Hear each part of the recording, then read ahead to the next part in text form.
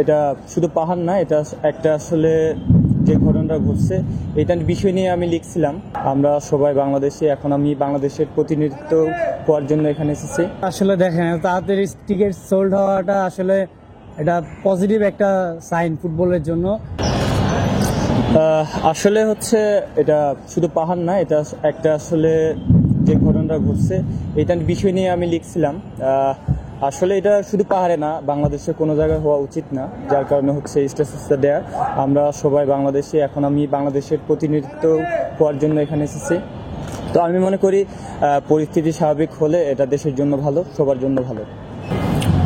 আসলে আমরা সবাই প্রিপারেশন নিতেছি। হয়তো ছোটোখাটো কোনো ইনজুরির কারণে হয়তো ম্যাচে পরিকল্পনায় মানে না আসা যায়, এটা স্বাভাবিক। তো আমাদের সবাই প্রত্যেকে হচ্ছে আমরা প্রিপারেশন নিতেছি। মেন হচ্ছে হংকংয়ের ম্যাচের জন্য।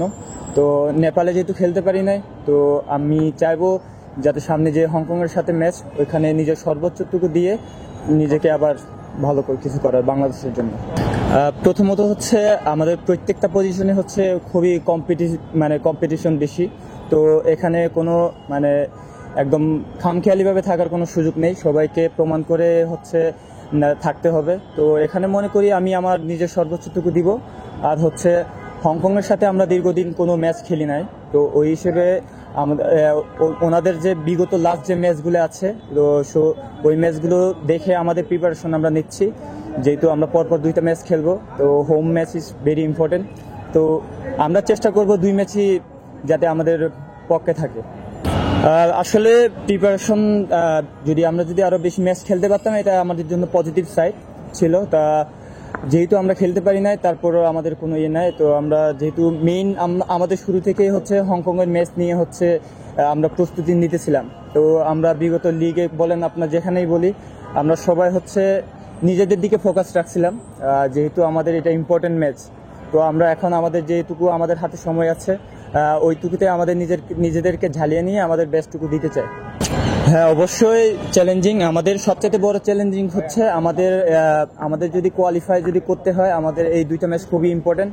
আমরা আসলে কোন টিম কত র্যাঙ্কিংয়ে আছে এটা দেখতে চাচ্ছি না, আমাদের মেন ফোকাস হচ্ছে আমাদের ম্যাচ উইন করতে হবে যেভাবে হোক। ফার্স্ট অফ অল আসলে দেখেন, তাড়াতাড়ি টিকিট সোল্ড হওয়াটা আসলে এটা পজিটিভ একটা সাইন ফুটবলের জন্য।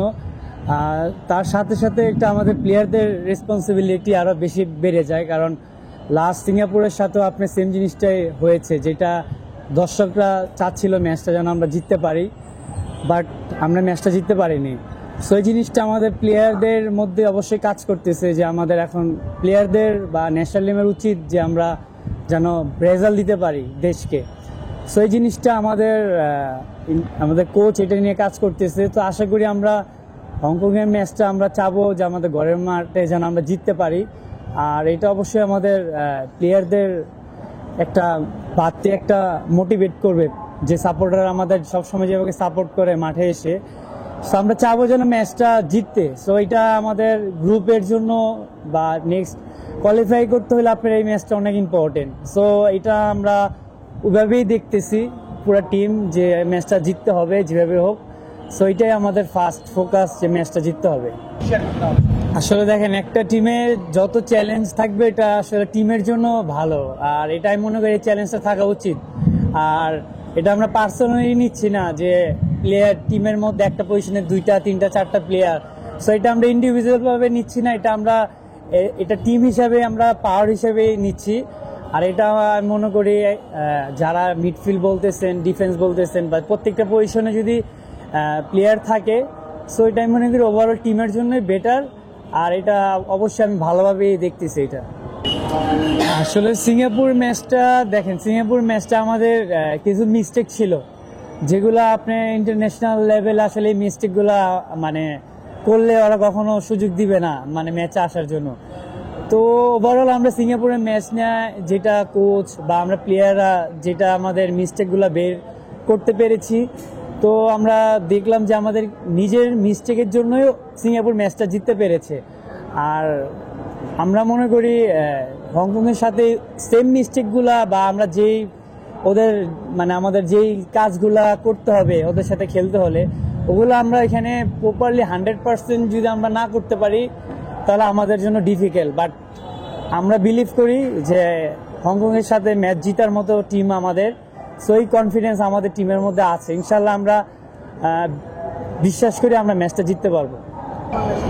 আসলে বর্তমানে আমাদের ফুল টিমটাকে নিয়ে আমরা কনফিডেন্স, বর্তমান যে স্কোয়াডটা আছে, সো ওভারঅল ওই টিমকে নিয়ে আমি, আমাদের টিম যেই লেভেল এখন বর্তমানে আছে, সো অ্যাজ এ টিম হিসাবে আমরা কনফিডেন্স।